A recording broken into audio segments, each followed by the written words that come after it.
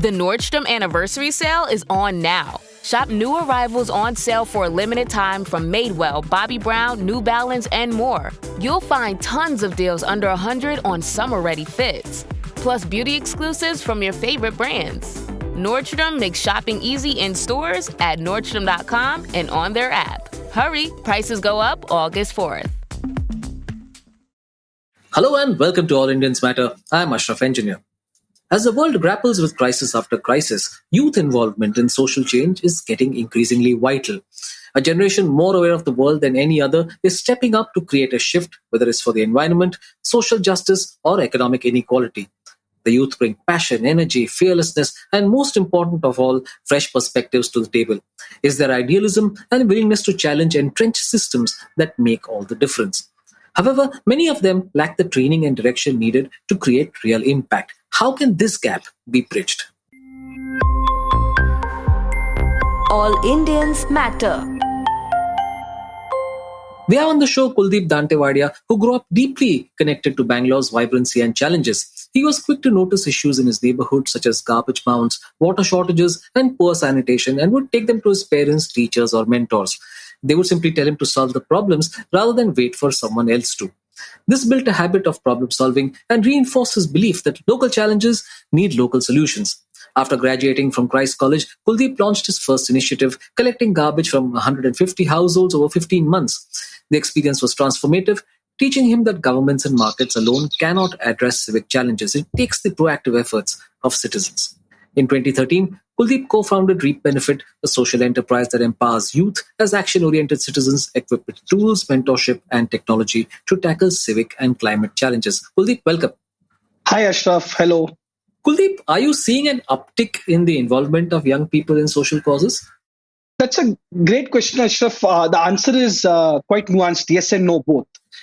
So do I see young people from my experience understanding about social issues, having an opinion on that, participating that in the virtual world? The answer is definitely yes. So if it's a funnel, more and more young people are involved or aware and know about it. But does that funnel actually translate into like going out on the ground and doing something? The jury is out on that. So I would say the base has increased of the funnel, but the depth, I think that still is a mystery. And are the people who are actually coming in and are working seriously, is that happening at a very early age too, such as the teenage? Yeah, so Ashraf, there has been. So I'll first share the research and then I'll share what's been our experience. There's a very interesting global fellowship called as the Ashoka Fellowship. And the Ashoka Fellowship did a research of all their Ashoka Fellows, and some of them are Nobel Peace Prize winners. And, the Ashoka Fellowship, actually the word social entrepreneur was coined by the founder of Ashoka Fellowship. And if I remember, one of the research said that about 60% of their Ashoka Fellows had done some form of change making from the ages of 12 to 16, and that kind of played a role. So to answer your question, Ashraf, I think the answer to a great extent is yes. What I have seen, the younger they are, as early as 12, 11, 12, 13, and if they've been involved in any form of change making, wherein the young people have felt their own agency that, I can bring some change, and not in a tokenistic way, then that actually has a very deep and a cascading effect on them individually and also societally. And what do you think is driving this? So that's there's no single answer. My learning has been that for some people it could be extrinsic motivators to start off with. It could be some reward, it could be some recognition, it could be peer pressure, it could be enforced by their school. Or things like that. For some people, it is just fun that I see someone doing something and let me just go and try. And for some people, it could be the larger good. They've heard their grandparent narrate a story, or their parents have been directly involved, or the school has seen some, or the college has seen some value in it. And it also changes, Ashraf. It's not that with the intention with which I started, I remain with that. So it's a combination of intrinsic and extrinsic, and also it differs. When young people are between the ages of 12, 13 to 18, Their motivation is more around curiosity, experiencing something different for themselves. But after they're 18, one of the reasons I've seen they get involved is to also kind of justify their vocational persona. I'm an engineer. I'm doing commerce. I'm doing law, etc. And to kind of give meaning to that, not necessarily, to solve the issue, but to give meaning to that, which the underlayer of that could be to find a meaning for themselves. So I would say it's a combination of both. Now, Kuldeep, the world is facing a number of unprecedented and potentially existential crises: climate change, increasing conflict, depleting resources, and a rising population. Why is youth participation in the solutions vital? It's a no brainer, right? In a country like India, we say we are the youngest country in the world, right? And if history has shown, when young people are not meaningfully involved in society, it could lead to disastrous impact, from social impact, economic impact. It can disturb the social fabric of a country, so on and so forth. So youth being involved in real issues is absolutely important for the health of the democracy and of our own country, for two reasons. Number one is, the youth are not citizens of the future. The youth are citizens of the present. And only when you invest and engage in the present is how you're designing the future. So it is absolutely important from an immediate point of view, but also from a futuristic point of view. Kuldeep, is the proliferation of technology helping, especially when it comes to information awareness and engagement? Yes, I would say yes, Ashraf. Technology, at least I don't think technology is a silver bullet, but I definitely think technology is a great amplifier. And let me elaborate this a little bit more. In today's era, having a mobile phone in your pocket, and we have seen young people in rural Assam have access to mobile phone. We have seen young people in rural Punjab have access to mobile phone. Of course, sometimes with gender, with geography, things change, but overall, access to a mobile phone is only getting better with time.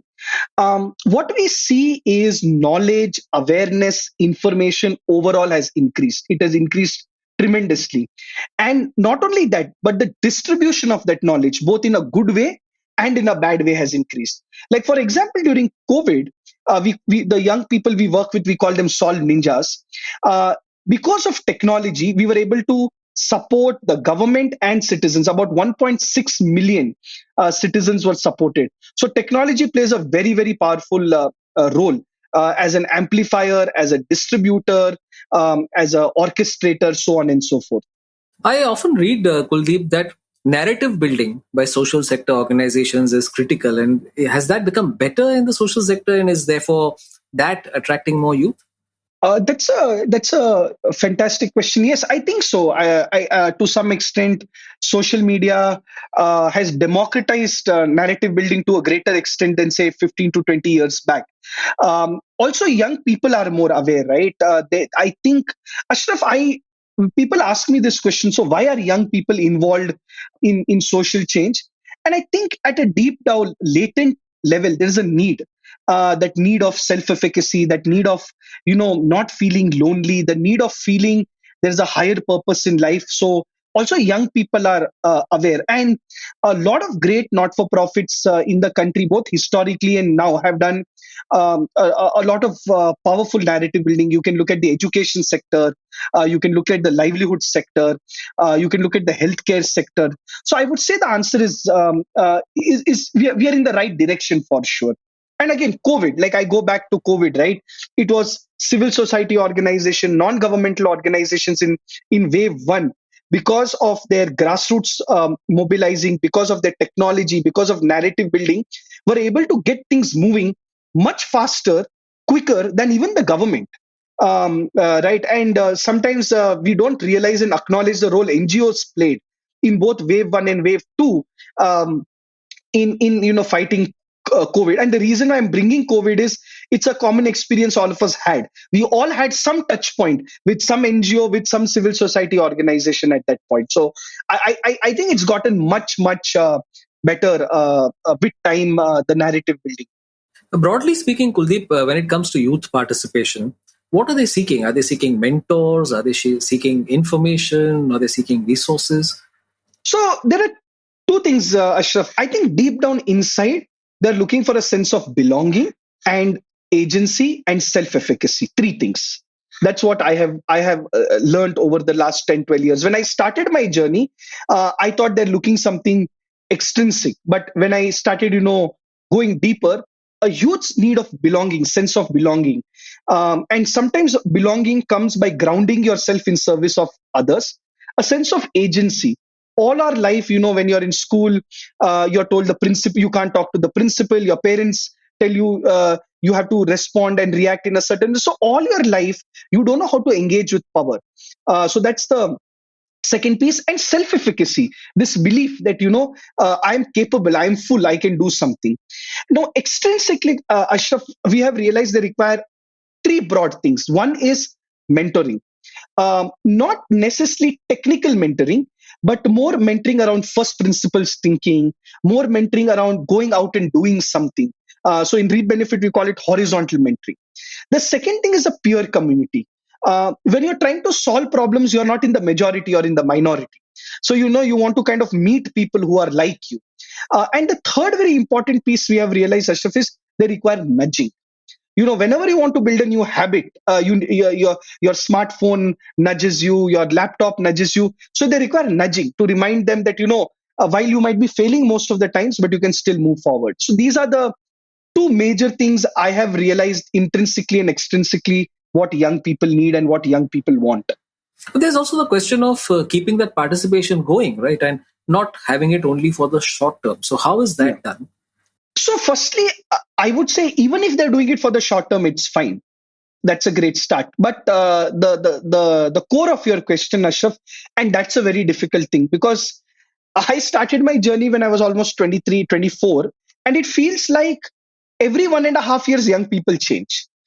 So it's like their needs, their asks, what they like, what they don't like change. So sometimes I feel like I have worked. There's one person I've worked with, but I have actually worked with six people within that one person over the last 10 to 12 years, and therefore youth engagement is very difficult. Therefore, political parties find it difficult to engage young people. Therefore, cinema and OTT is finding unique ways to engage young people, because young people are changing almost 1.5 years. That's what I feel. To answer your question, Ashraf, you cannot be static in your engagement. That is one. You cannot be tokenistic in your engagement, and you cannot be transactional in your engagement. Let me elaborate that slightly further. Right. So, say a young girl or boy starts their journey with us at the age of 14, 15, by cleaning a garbage spot on the street, something very, I'm taking something very, very elementary, right? Now don't expect that same young person when they're 18, 19 to get excited by that. So you have to then design your work in such a way wherein that same work is fitting into the identity they are going with to the outside world. So if I'm an engineer, hey, how can you build something to help in garbage, etc., then you kind of build leadership roles for them. So it's almost like you have to create this user path. Internally we say this, and a wonderful not-for-profit in Bangalore coined this term. You say, when a person joins their passive, from passive you move them to interested, from interested you move them to engaged, from engaged you move them to active, and from active you move them to leadership. And you have to constantly sense what they're doing and kind of move them. And on an average, you, even if you're getting 30-40% to sustain over a period of 4 to 5 years, you have done a fantastic job. I couldn't agree more actually with what you said about how young people are changing all the time. What you are at 16 is not what you were at 14, and Yes. what you are at 18 is not what you were at 16, and so on and Yes. so forth. Yes. Right? It's absolutely right. So, Kuldeep, which are the youth movements across the world that have inspired you? I actually first just like share what are the movements which inspired me, right? Like first is just our independence movement. What a fantastic learning, right? Like the first exposure I had for to a movement, at least theoretically, was the independence movement, right? A movement rooted in a certain value system and philosophy, a movement rooted in a larger service, and a movement which was very interesting, which there's literature on movement building which says thick and thin, which had a lot of people do thin initiatives, small initiatives, but a few people did a lot of the deep legwork around it. So independence movement, I think, is a great example. I think the second movement, Ashraf, which really I kind of learned, was from the whole LGBTQ movement. How in their narrative building they move the conversation from, say, sexuality to love, just love, right? And when it became about love, the conversation moved, because nobody could argue that we can make we have to interfere on who has to love someone. So that was a great learning for me in my early days on how just that narrative around that whole LGBTQ movement back then, over a period of time, I think that was a very, very powerful thing. The third thing was the early days of the India against corruption movement. I was in my college back then, and here I actually went out and participated, and I really believed I could do something. So that was a very, very powerful thing. Then two other very interesting movements which people don't talk about, Ashraf, is the Black Lives Matter movement and the Hong Kong protests which happened. Now this is a very early trend of or the Occupy Wall Street, where you don't know who started the movement, who's responsible for it, who's the leader. And I don't know if you're entering into an era of decentralized movement, wherein there are many leaders in the movement. Technology is the connecting it within India. And I'll end with this. In Bangalore, I was part of something very interesting called as the Steel Flyover Beda campaign, wherein a steel flyover was being built by the government, and how civil society came together. And Beda in Kannada means no. And in Tamil Nadu, how the citizens of Tamil Nadu came together for the when the Jallikattu movement, which was such a strong cultural anchor for them. So I think these are some of the movements I have really learned, gone deeper, try to see principles and learn from them. I think when you mentioned the Hong Kong protests, I think you're talking about the pro-democracy protests. Yes, pro-democracy protests. Yes. Yeah. Kuldeep, let's talk about involvement that you have witnessed as part of Reap Benefit. I believe there is an interesting case study when it comes to stubble burning in the north. So very interesting, this young boy, Hardeep, he joins our community. When I say joins our community, if I have to loosely say, he joins a WhatsApp group, right? And what we do is our whole hypothesis, Ashraf, is doing is at the center of everything. So if I use the Indian cultural lexicon, like being a karma yogi, you do and then you think and reflect. So Hardeep comes and he says, I've been reading a lot about stubble burning and so on and so forth. So we said, baat sab theek hai, par aap kuch karo. So what he does is he just starts mapping where stubble burning is happening in his region. Right, just going physically, and what the Western world will call it crowdsourcing of local data, he does that. Then suddenly what starts happening, that triggers something within our team, and we look at geospatial data, and we get data of about 30,000 acres of land where stubble burning was happening, because not only from bottom up but top down, looking at satellite data and things like that. Now what Hardeep does is, Hardeep then takes this information and goes to the Punjab Legislative Assembly, right, and actually goes and presents it to the chairperson of the assembly there, and that is acknowledged, that is received by the government. So very powerful for a young person to go and share that data and information. Now I'm not saying any attribution to this, but that year or the next consecutive years, the government came up with a scheme that wherever they have data where stubble burning is happening, they would give farmers some financial incentive to delay the stubble burning. Now, I'm not saying that the problem is solved. The problem is way more complex than this, right? But now his journey has started. He still does some work on stubble burning, but he's now more predominantly involved in education in his journey. So you see, his change making started with something, but has become a way of life in something else. In fact, on a related note, there is also a case study about air pollution in Delhi leading to policy change, I believe. We were working with the Delhi government, the previous local government, and they had we had designed something called as the Paryavaran Mitra. This was one of its first of its kind citizen engagement initiative, wherein a citizen could give a missed call, and after three rings, the call gets done, a WhatsApp bot gets opened, and then the citizen is told how you can engage with the government in solving issues. And at that point, citizens gave input to about seven local policies, from the EV policy to solid waste management, etc. And at that point, a lot of inputs were given around how to make air clean and what citizens can do. So that's also how citizens got involved in Delhi. One of the major, I think, issues in India is water. Right. Now, is there an example of positive change affected by a young person in your ecosystem? Yeah.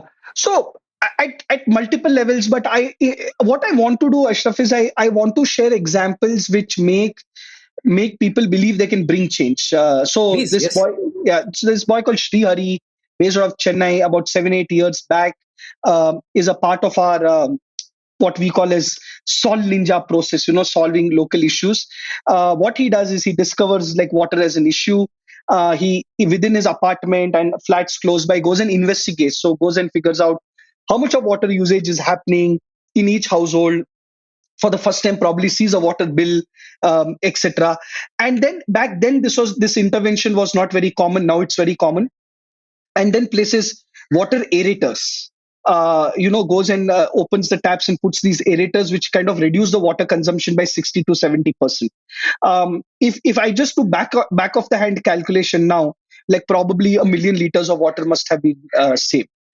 So this is one very simple example. And in this example, what Sri Hari understood was not the technicality of water saving, but the psychology of water saving.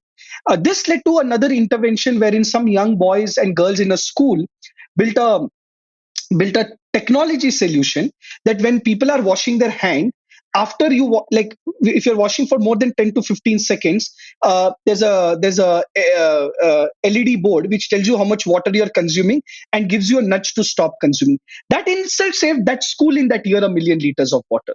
So I'm just giving you very very basic and elementary examples. But in and finally I'll end with this. In Assam, we have young people, young Sol Ninjas, whom we call as Jal Doots, who are working with the Assam government in making the Jal Jeevan mission stronger and seeing if the policies are actually being implemented on the ground. So these young Jal Doots are water champions, giving information back to the government, saying if the policy is being used or not, and that's been a very successful intervention as well. So, Kuldeep, tell us about Reap Benefit and its impact over the years. Yeah.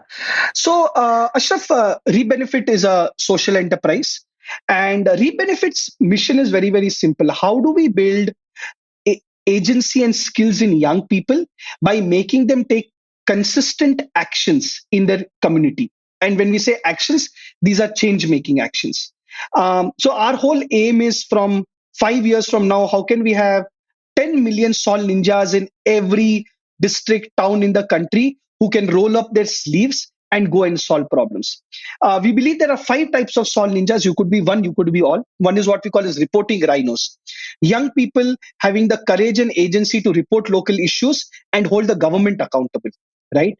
The second is what we call as campaign chameleons. How can you use behavioral nudges to influence your neighbors, to influence the government? The third type of Sol Ninja is what we call as a hands-on hippo, who can go and build solutions, implement solutions. The fourth, we are from Bangalore, so techno tigers. So how can you build more tools and how can you have more sensors? And finally is action ants, wherein you kind of understand local policy. Our impact, Ashraf, has been in our platform today. We have roughly 150,000 young people engaged in 18 states across the country. We have crowdsourced more than 1 million local data points on climate and civic issues ourselves, and along with various partners. We have built bottom up solutions, 300 bottom up solutions. Some of them have scaled across the country, 2,000 local campaigns, influenced 11 policies directly or indirectly, and we are working with 4 state governments today. So, classic example of individual leading to collective, leading to systemic. So here's a question I ask all my guests at the end of the show. Why do you do this work? Uh, long story, Ashraf. I'm a migrant. My grandparents moved from Rajasthan to Andhra, and my father moved from Andhra to Bangalore. So I was very blessed to have great schooling, and my father had some weird ownership for the city.